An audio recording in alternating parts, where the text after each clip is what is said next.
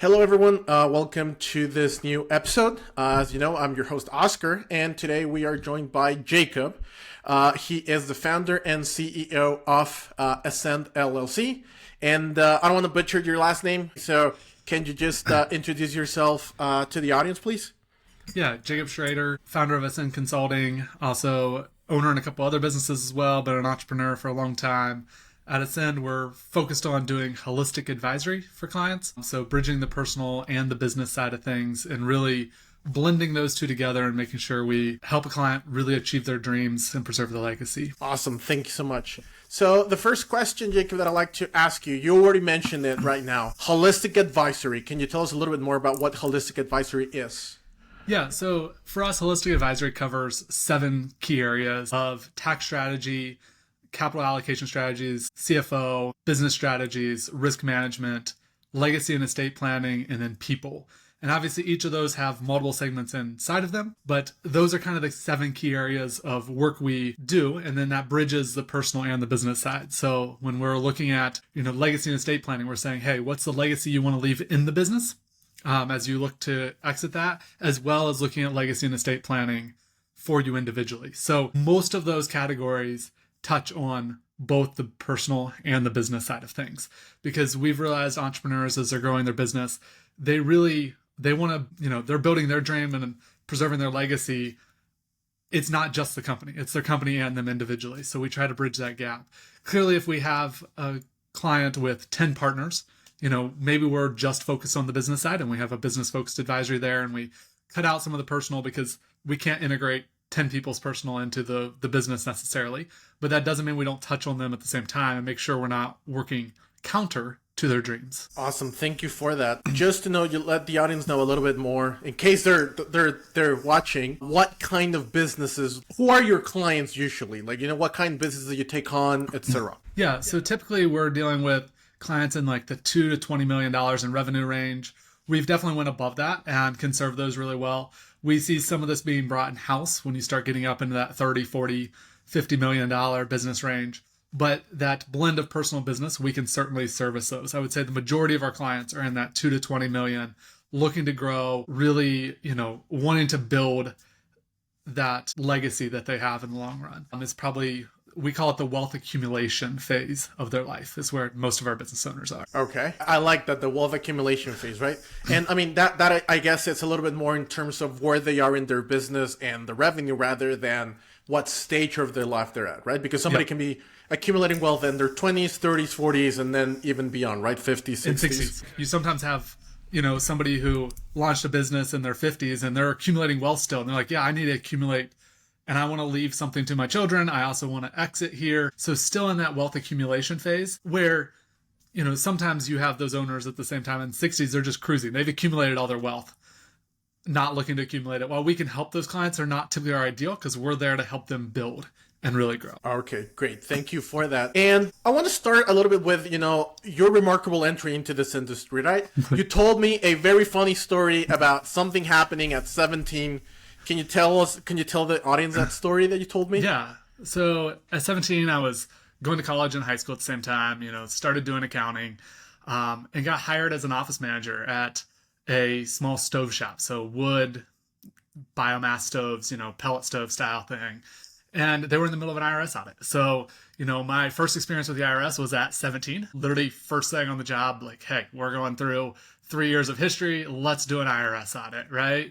So got that experience. It was super interesting to go through that. Like, it puts a whole different spin on your feeling of the IRS. Like at 17, you're arguing with IRS auditors around the positions we should take on certain things and winning. Like, you're like, oh, they actually agreed with me. I was like, totally didn't know if that was a good position or not, because at 17 you're just like, hey, this sounds like good, let's try it. So just trying it and getting there, and I'll never forget, like, as the audit wrapped up, they had to have someone sign off on the audit, and they handed it to me, and I had just done my business law class in college and realized at 17 your signature is not binding. So I was like, sure, I'll sign this, no problem. Like, not binding to me at all, I'll sign away. And later in life, you learn, okay, if you don't revoke your signature, it's still binding to you. Like, there's a whole bunch of things there, but like, definitely the mindset at that point was just like, oh yeah, I can sign this, no problem. Not legally binding to me, no way to come back on me. call it good. I love that story. And how did that influence your path in terms of, were you thinking of studying accounting before that? Or was that something like, oh, I took on the IRS at 17. I guess I can, this accounting thing, might be a little bit, I don't know, easier or simpler than I thought before. Yeah. So I was studying accounting, but I think at that point, my real path was like, hey, I'm going to go get a job at a company and just be an internal accountant, right? And, I think that probably influenced my decision to go public accounting in the long run, having that experience. I'll also say, that experience really formed me in a lot of ways from like, hey, I was office manager, I was running, at 17 year running $1 million business. Even as I moved into public accounting, really change the lens through which I look at things, right? And as as I go through my journey of like my career history, this move to being an advisor and really helping businesses grow and scale and actually operate in a solid manner instead of just doing tax returns or handing back financial statements, I think was fundamentally formed there because I was operating a business and I realized what I needed as an operator of the business and what, needed to be done better. And I realized that wasn't just a financial statement or it wasn't just a tax return, right? It was a more comprehensive look that I needed as the general manager of that and that the owner needed because I was directly involved with that owner as well. Like, hey, and I think that lens has really formed a lot of the way we've built the business and the moves we've made throughout the career. So no, I don't think I was studying accounting anyways, but I think that fundamental operating a business at 17, taking the IRS, understanding what needs are in a business has really been a lens that shaped the way we've moved the businesses through the years. Great. That was actually what I was going to ask you as well right now. Like, how did that, experience also influence your approach to business advisory today?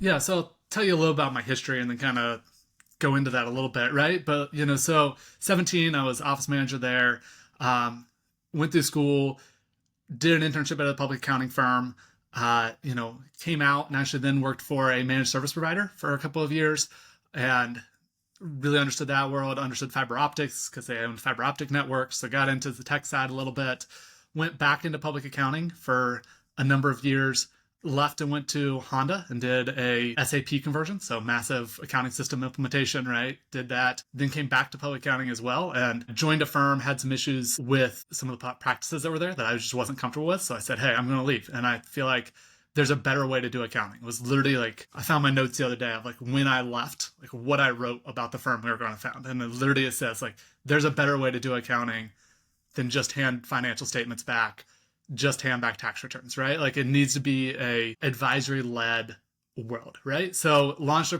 firm doing what I thought was advisory led at that point, right? And the reality was advisory led meant we had maybe every quarter we had a conversation with them around advisory, right? And like, to me at that point, which was so far from where I came from, which was just handing financial statements back or handing tax returns back, that felt like, hey, we make massive world of difference that we're here quarterly having it or semi-annual, right? That we're having this advisory conversation. So, went down that path. As we went there, started slowly saying, hey, we're going to be more advisory first. We're going to be more advisory first, right? And we had clients that weren't taking advisory services. So about, 4 years ago, we fired pretty much like 30% of our clients that didn't have advisory services and said, we are going to be an advisory first firm, right?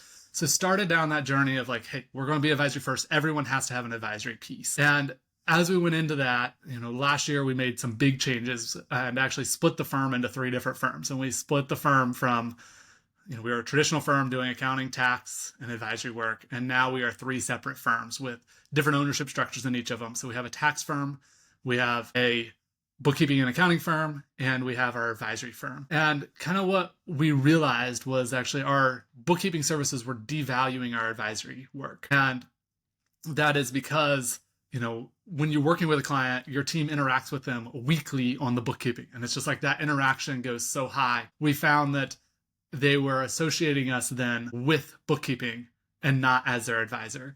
This also came in conjunction with our expansion of our advisory services into our true holistic side. So like we were doing both at the same time. It's like, hey, when we're going this whole holistic and we are focused on being your advisor, we need to split these firms out so they can each have their focus and serve in the best way, right? So we actually, as I said, a little less than a year ago, we split that firm into 3 as we kind of said, let's go all in on being an advisory firm and like make that our principle.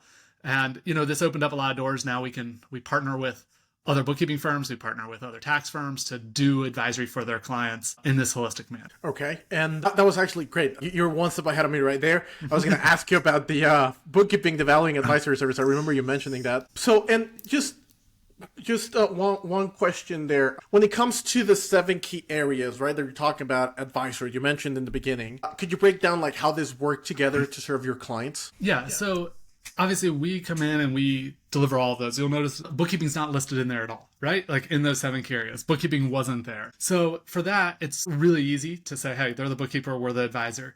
The tax side, we do offer some tax strategies. So this gets a little finer line where we focus on lifetime tax rate minimization and like the business structure and like the big picture pieces of tax, while the tax firm focuses on this year's tax preparation and this year's tax planning for the most part.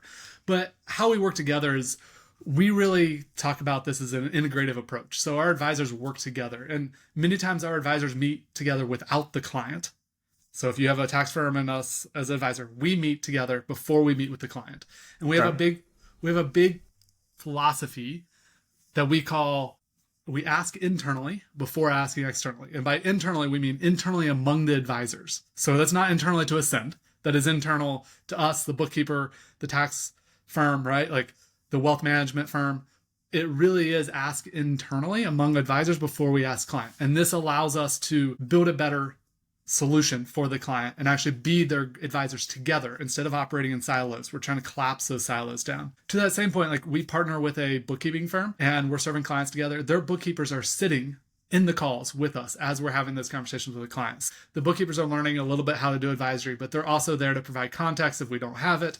They're also there learning and listening to what we're suggesting and where we're going so they can do their job better in the long run. So this is that piece where it is truly a collaborative approach. And when we talk partnership, we really mean we partner with that firm to serve that client better.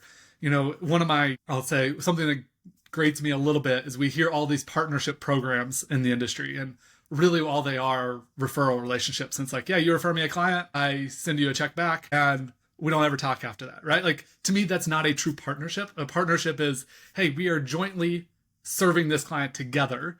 And to jointly serve, that means there has to be communication between us about that client, an understanding of them, and alignment of strategies, alignment of what we're doing, or it's not really a partnership. Yeah, I agree, right? Because that way also both parts are investing time into the client, but also each is taking responsibility, right? I think that it's about accountability as well. I agree with that. Okay. And you mentioned working with businesses from 2 to 2 million, 20 million, from 2 to 20 million in revenue. What unique challenges do you see at this level? So probably the biggest challenge we see, especially on that smaller end, is actually really figuring out how to move themselves out of being the technician to being the operator, right? And truly running the business. So moving from being an individual contributor to being a leader, making that transition. How do you keep people accountable? How do you make them clear, create clarity on their roles and responsibilities? And so that's where we see a big challenge, but I think across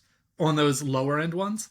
But really that all starts with something we see a challenge from everything from 2 to 20 million. And I'll say on those smaller businesses, we see just a lot more of that accountability piece because they haven't figured it out yet. But something we've seen across all of our 2 to 20 million is the lack of communicating a clear vision. And so we spend a decent amount of time on like, what is your vision and how does that align and where do we get to? And so often we run into clients that have one vision for their personal life and one vision for the business, and those two don't jive together, right? And it's like, okay, first we have to solve that. Then we have to create a clear vision of where this business is going and what it is. Then we have to communicate that to the team. And only then can we actually hold the team accountable to what our long-term vision is, right? And their roles in it. So we see a lot of work on vision to accountability, but at the same time, that vision, what we've realized is across all practitioners, we see a lot of people giving tax advice. We see a lot of people giving business advice and those things. But if they're doing that without understanding the long-term vision, how are they actually helping build to that long-term vision? And that creating that vision is, multi-hour typically to help a owner get there. So to think that, hey, oh yeah, your tax advisor is going to understand your vision in 5 minutes when they talk to you and then set out a whole tax strategy for you, probably isn't that realistic, right? Like you need to dive deep and really understand that vision. And I would say that's the piece we spend a lot of time on, is that vision up front, because everything else builds from that. I think that's a great way of doing things, right? Because if you don't have that North Star that you're working towards, like that vision, then what is it? What's the quote? If you don't know where you're going, then any path is correct, right? Correct. Yeah. So, yeah, okay. And this is, I'll just say, like, so much between the personal and the business too, because we see people be like, oh yeah, what do you guys want to do? Well, I'm going to spend more time with my family. I'm going to like cut back. Oh, we're going to 3x the company. It's like, okay, maybe those can be true. Maybe both those can be true. But like, we certainly need, if those are going to be true, we have to really work there, because suddenly that means you're not going to be in the business. Who's filling that role? What's happening? Where's the cash flow coming from to do that? Who's driving that ship forward? So getting alignment on that personal and the business side, and then building the vision, just is critical to building this out. Okay, I got it. And thank you for that. And in terms of, so you're talking about, you only mentioned revenue right now, but is there anything else that you look in a client for you to work with them, whether it's, they have to be just a single owner or top 2 owners at the most?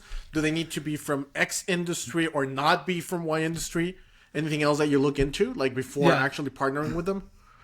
Yeah, so I think when we look at a client, as much as we worked with businesses that have 10 owners, we've worked on them that have 1 owner, so we can make that work. Obviously, that the way we work with them is a little different, but probably the biggest thing that we look at is the psychographic side of things, and say, from a psychographic piece, are they going to be a good fit for us, right? Like, are they going to actually listen to us? Are they going to consume our advice? Are they actually going to work with us? Are they in the mindset to actually grow? Are they closed-minded, right? Are they open to advice? I had a prospect not that long ago that, pretty much felt like they had it all figured out. Well, okay, I mean, I've built multiple businesses. I've had other entrepreneurial ventures other than in the accounting space even. Like, the first thing I know is that I don't have it all figured out, and maybe I can figure it out, but it's a whole lot easier to figure it out with other people by your side. So that psychographic piece is huge to us, right? And just like, are they open to listening to that? Are they at the point where they want to build a good business? Because that is critical to us. We have learned certain industries we don't always work as well with, and we can if they have the right psychographics. But perfect example would be, too often we see real estate developers focused on just acquiring assets, loading up debt, building that. They're not looking to build many of them are not looking to build a really solid company that grows. They're looking to build assets only. And that's fine, right? Like, that's that strategy. And, they're not looking, hey, are the right people in the right seats in the bus? What's our long-term vision? They're just saying, hey, we're acquiring each property individually, and it's kind of its own isolation, which is perfectly fine. That's a great business model. Doesn't always fit the best in our solution, right? Like, in the way we serve clients. So, but a lot of that's a mindset piece. So it's less of an industry, more of a mindset that we're looking for of, are they really trying to accumulate wealth? Are they open to advice? Are they wanting to build a solid business? Do they care about the legacy that they're leaving? Those are kind of the pieces that we're more on the psychographic side than on the industry type or exactly even revenue. Like, we use revenue as that benchmark, but it's really around that psychographic side. Okay, and you work with them across the country, right? Yes. So one of my partners is actually from Canada. So we have Canadian side, US side, work across the country. Okay. Thank you for that. And going a little bit, more into your journey, can you tell me a little bit more about how it was for you going from, let's call it an operator, right? Being, an employee, to then actually becoming a business owner? Yeah. And that's always a challenge in an operation for everyone, right? Like, it's never something that just is easy, right? And that's, many times as you grow a business, and something that we've realized, if it's in an area of your expertise, to start with, you are always going to be probably the best at doing something, and you're going to hire someone that's not as good as you. And the long-term goal is, obviously, as you grow, you hire people that are better than you. But starting out, many times it's, hey, you are the best, and you can do it 3 times as fast.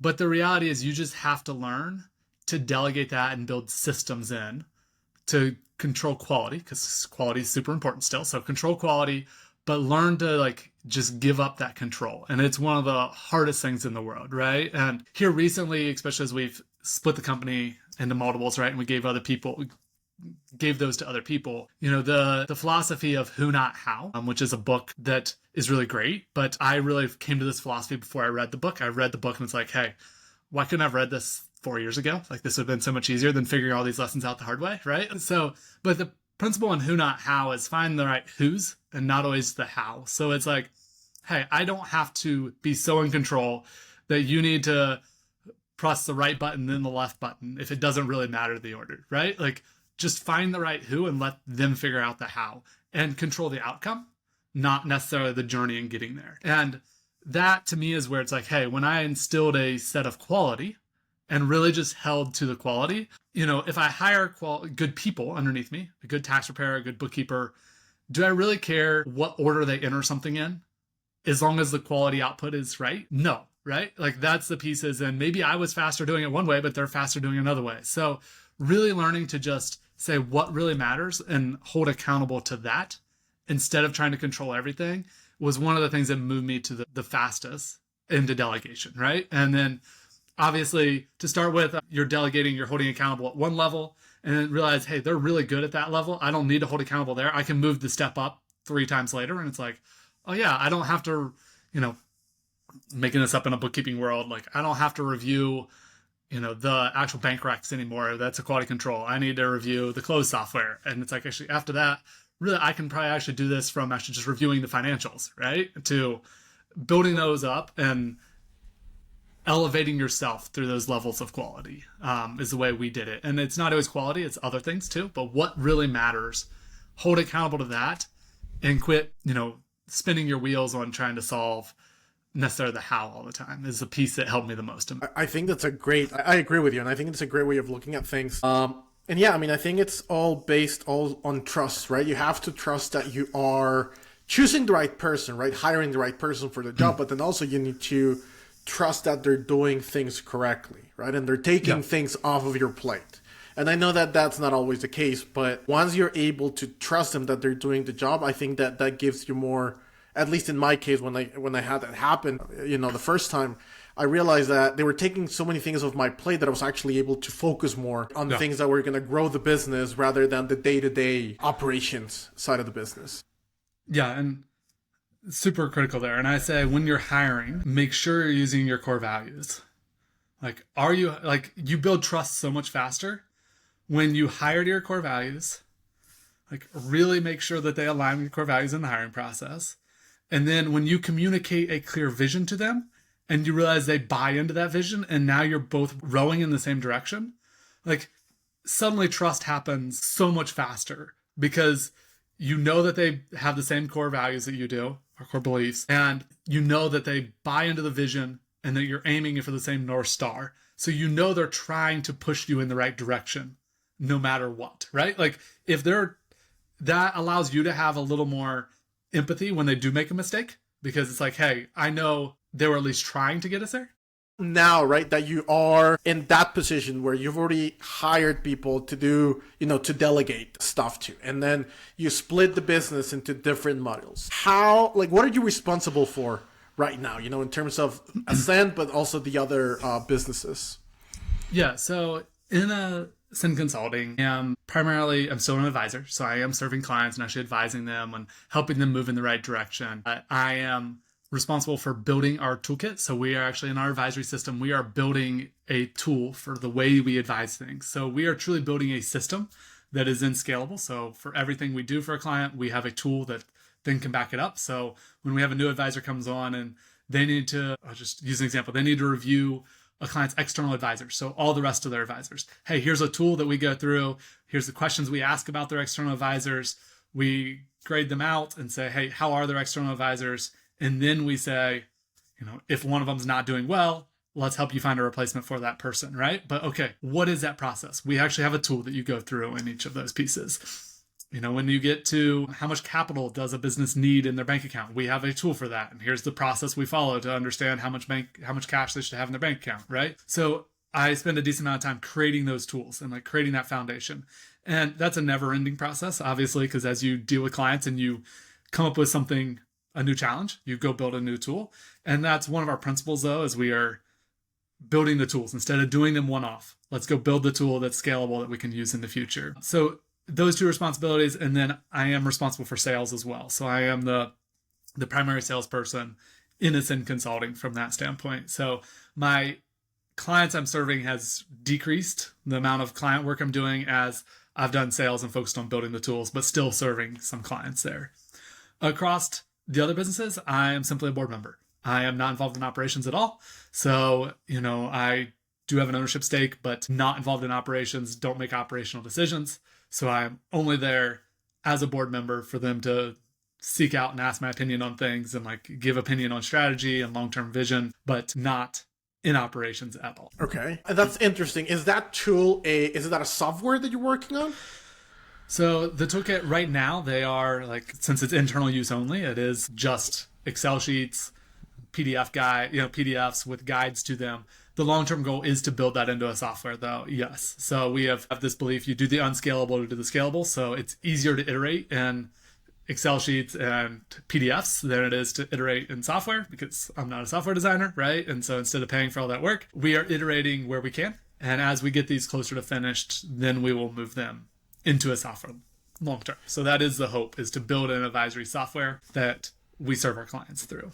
Nice. And is that, just out of curiosity, is that something that you're thinking long-term of not taking it public, but taking it to the public, or still use it as an internal tool only? Yeah, probably take it to the public and put it out there and allow other advisors to use it, right? So, hey, we have an advisory software for other firms to potentially use and leverage is one of the thought processes we have. Obviously, first and foremost, we're building it for the internal use and then saying, let's look at building it for the external use as well. But we really do think, talking to so many firms, they always say, well, yeah, we want to do advisory, but we don't really know how to do it. Or, our owner can only do it, and that's the only one that can do it. So by building the toolkit, what we're trying to do is, even for internally, what we've realized is most accountants, if you think through what is their working genius, and working genius is something from Patrick Lencioni, and it's hey, you have 5 types of working genius. It's wonder, somebody that wonders why things are the way they are. Invention, creates new ideas. Discernment, is it a good idea or not? Galvanizing, let's energize everyone behind something. Enablement, I'll help with that. And tenacity, let's get that done. Let's love checking the boxes off, right? Well, most accountants are probably in the tenacity and enablement area of geniuses. That's what they truly they could do it all day, every day, and they get joy out of it. That's what brings them joy. Right now, without systems, advisory is a lot of wonder, invention, and discernment, which is probably their working frustrations, right? So the hope is by building a system that has tools in it. So somebody says, hey, let's review the external advisors. Before it was well, how are we going to do that? What questions do we have? Now we're wondering what does it look like? And then we're inventing a process. And then we go and do it, and we didn't document the process at all. We just did it once. We served it to a client. Done, right? So lots of wonder and invention and deliver, gone. So by building this, we're hoping, hey, we've done the wonder and invention and discernment. Is this the right way to do this?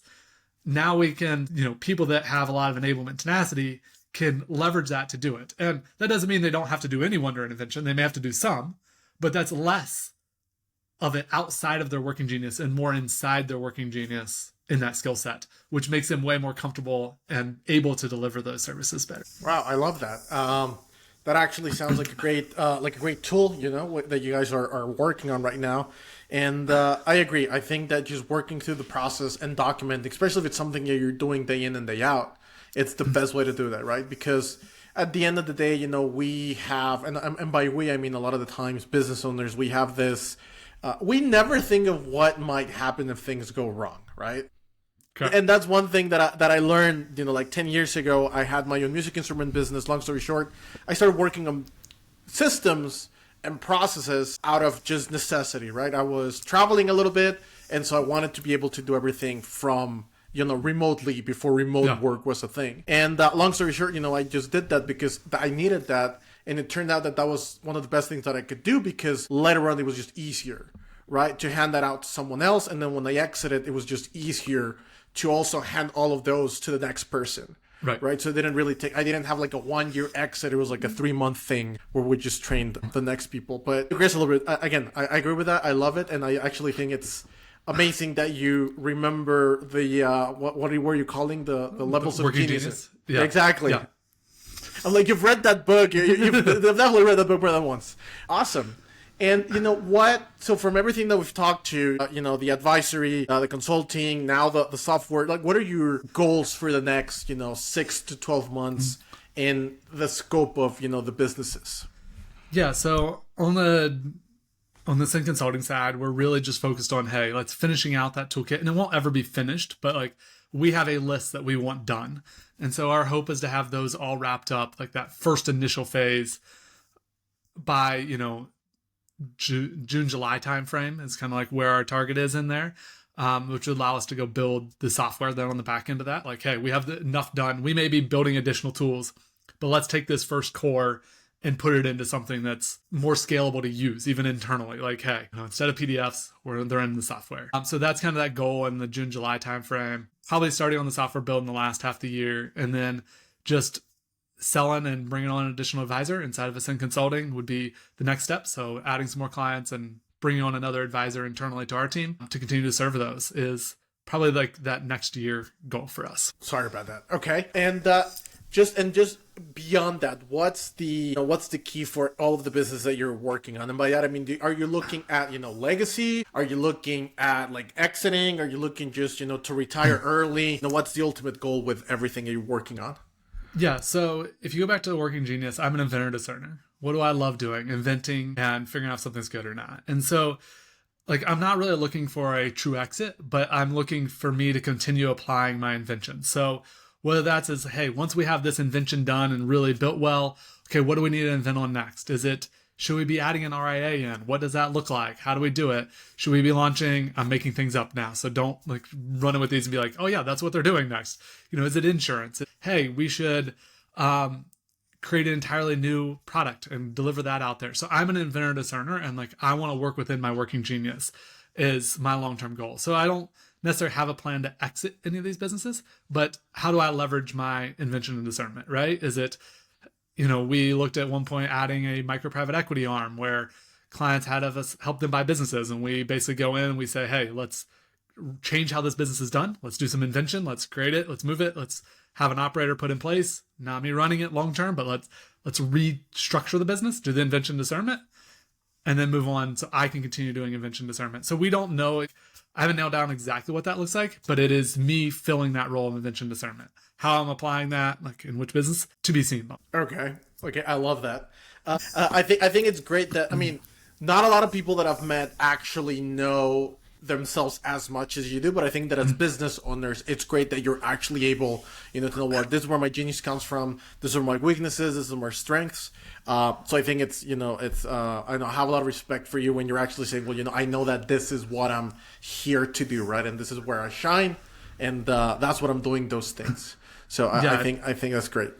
I will just plug that Working Genius book. It really is a great book. And it's not about personality. It's truly about just like what brings you joy and the way your brain works. It's really about the way your brain works. And it is your genius because whether you know it or not, like from when you were little, this is the way your brain worked and how it just processes information, right? And so that's the important piece to get in there, because I could sit and do invention discernment and like stick me in a room, like at a table, and have people come in all day and say like, hey, I need to solve this problem, like create an invention like, in there, or I'm thinking about A or B, help me discern which one I should do.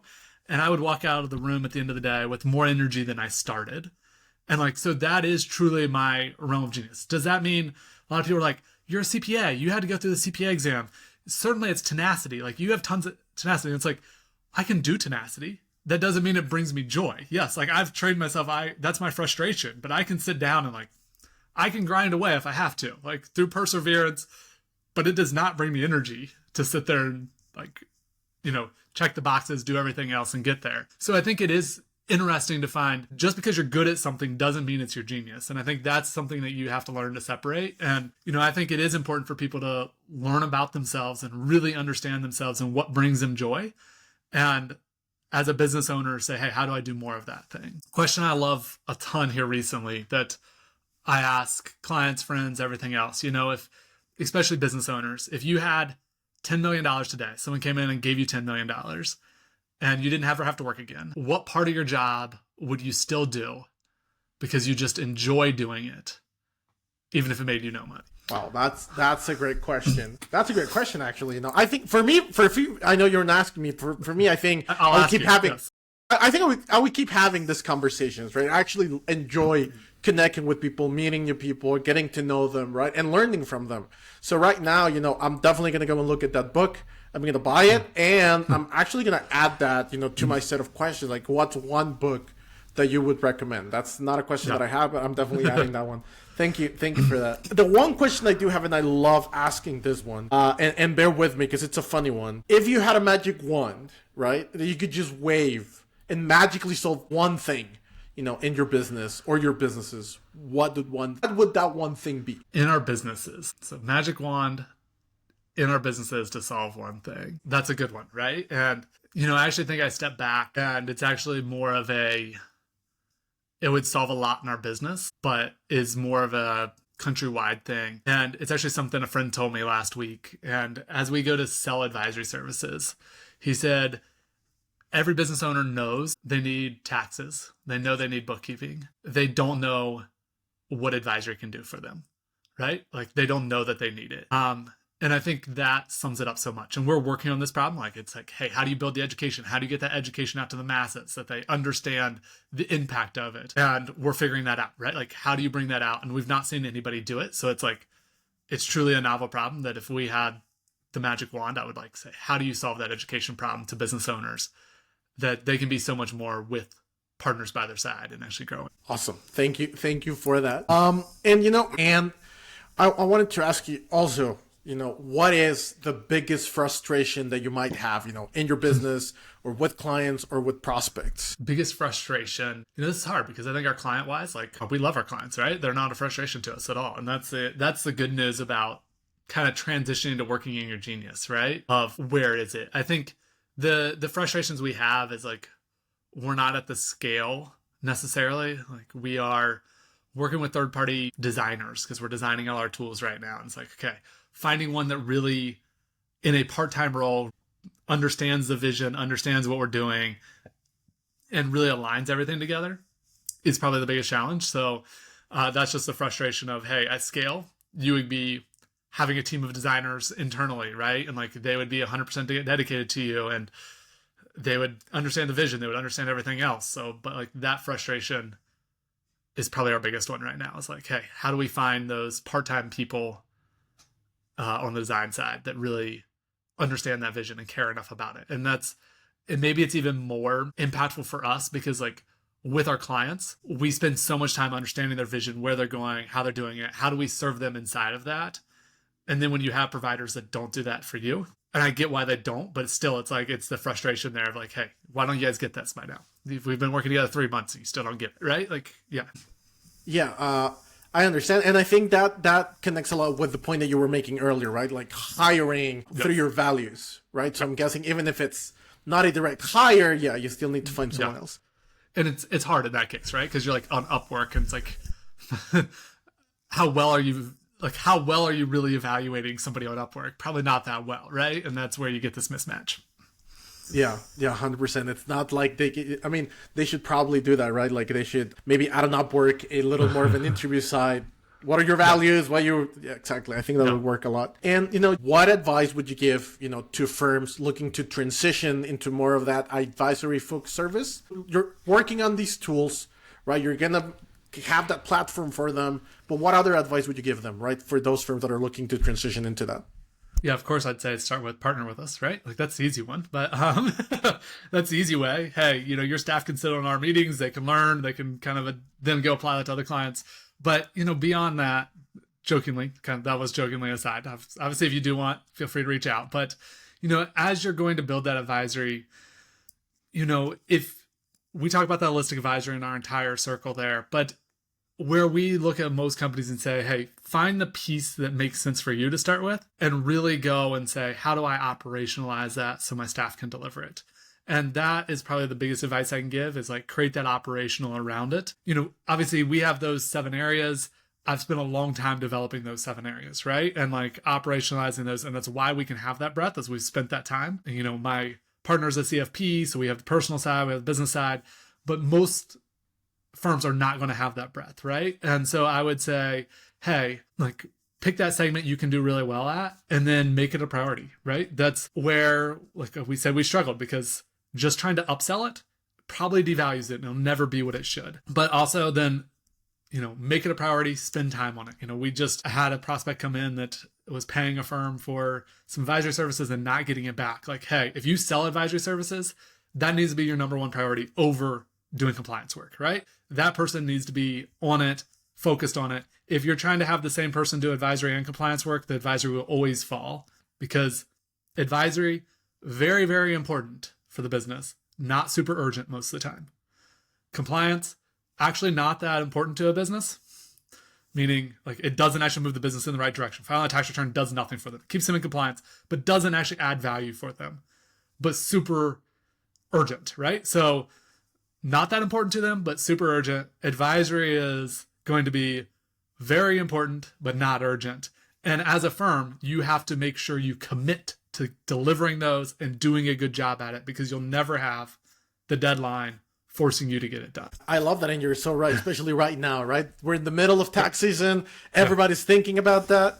Awesome. Thank you for that. And last question here is, what does success mean to you and what does it look like? Yeah, I love this question because we ask this of our clients a lot, right? Like, what does success look like and what is success in there? And, you know, for me, it's living my working genius, right? Doing invention and discernment, focused on things that are super important and complex and not super urgent, right? And I've learned with my invention discernment that takes sometimes creativity time, right? And I just have to go and it's like, oh yeah, you're not working. Actually, yeah, not that long ago, I was, you know, a year ago, I spent some time at the beach and it's just a couple days at the beach and everyone's like, you're not working. I'm like, I sat there, had a book in my hand and mulled problems over. And then when I sat back down at my desk, like it was just there because I had to sit there and just process and invent, which is very hard to do in the accounting industry. Most people say you are working because you're busy.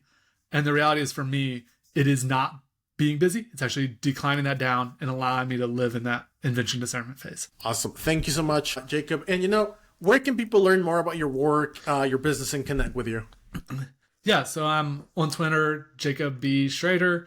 That's SCHROEDER. Fun thing there. Pronounced Schroeder, spelled Schroeder. So you can find me there. You can find me on LinkedIn. You can find our website, ascendllc.co. So happy to chat. Feel free to reach out. My email, jacob@ascendllc.co. So feel free to reach out to us there. Awesome. Thank you so much, Jacob, for the very interesting and entertaining conversation. And I look forward, you know, to having more conversations, maybe having you again on the podcast. Yeah, thanks for having me, Oscar. Really appreciate it. Awesome. Thank you so much.